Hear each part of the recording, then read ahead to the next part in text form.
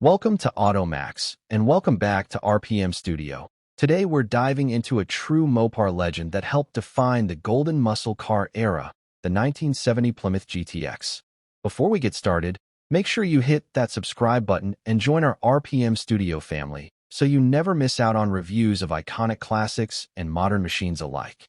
Now, when you talk about muscle cars from the early 70s, the GTX always stands out. Introduced as the gentleman's muscle car, it wasn't just raw power under the hood. It was also style, comfort, and class. The 1970 model year came with refreshed looks, sharper lines, and performance options that made it an instant favorite among enthusiasts. Let's begin with the exterior. One glance at the 70 GTX, and you understand why it turned so many heads on the streets back in the day. The car came with a wide, aggressive stance, a bold split grille, and sculpted body lines that made it look muscular from every angle. You had the classic bulged hood with optional air grabber scoops, those iconic chrome bumpers, and GTX badging that proudly set it apart from its sibling, the Plymouth Roadrunner. Sitting on rally wheels with raised white letter tires, the GTX wasn't just a car, it was a statement that you owned a serious machine. Inside, the GTX offered a surprisingly upscale feel for a muscle car. While many of its competitors focused purely on performance and left comfort behind, the GTX gave buyers a blend of both. You got high-back bucket seats, wood grain accents, a sporty three-spoke steering wheel, and optional center console with floor shifter. The cabin had enough room for 4 adults, making it more practical than some rivals. And while it wasn't luxury in the traditional sense, it was certainly a cut above most muscle cars of the era, living up to its gentleman's hot rod reputation. Now let's talk performance, the heart of any real muscle car. The 1970 Plymouth GTX came standard with a 440 cubic inch Super Commando V8 pushing 375 horsepower, which was already impressive.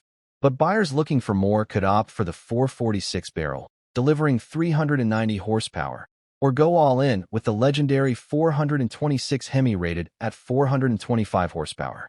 Backed by a TorqueFlite automatic or a 4-speed manual transmission, the GTX could easily hold its own on the drag strip or highway. With quarter-mile times dipping into the low 13s with the Hemi, this was not just about cruising, it was about dominating.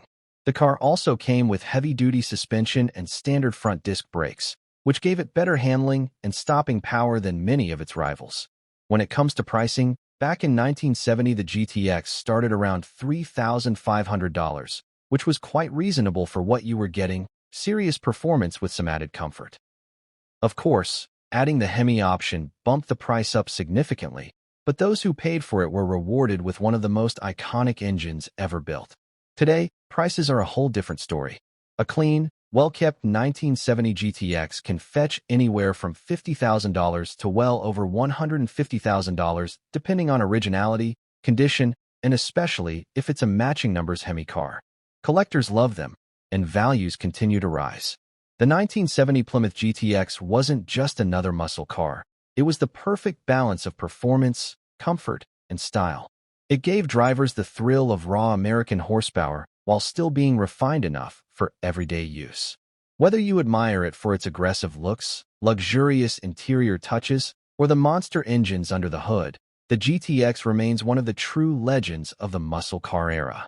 If you enjoyed this deep dive into the 1970 Plymouth GTX, make sure to subscribe to RPM Studio right now.